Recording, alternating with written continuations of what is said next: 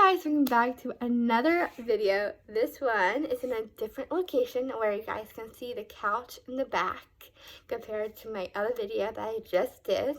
But now it's time to jump in to today's devotion for a year with girls and boys.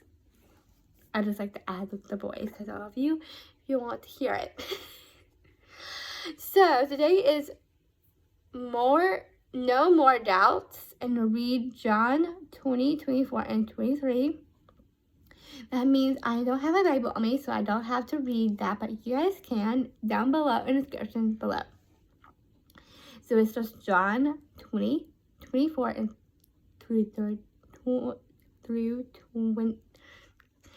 24 through 31. Okay, and then I'm going to read the section real quick, and then I will explain to you what I'm doing right after I do that. So I'm going to jump into reading. I wish this feeling would never end, Julie thought as she sat near the campfire with her youth group friends at this moment. As she and her Christian friends sang to God's praise, she felt closer to Him ever before, but she feeling would end. She had been retreat before, and she knew on Monday morning she would feel nearly as close to God. If you don't feel close to God on Mondays, maybe this feeling of God's presence is just in my head. Maybe He isn't real at all. Julie tried to forget these ideas, but she couldn't.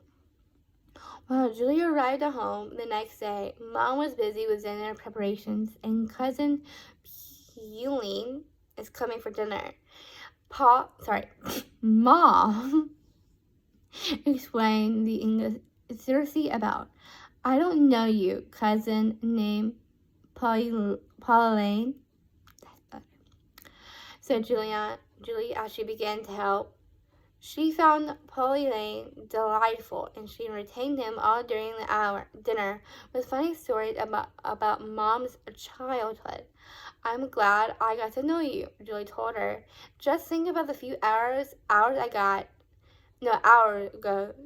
I didn't know you existed. Shame on your mom for mentioning me, Pauline said with a wink. But I have been here all along.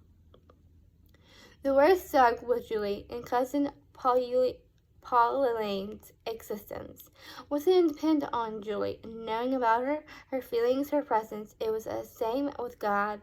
I have been doubting Thomas, Julie told herself. Thomas doubted Jesus was really alive until he saw him.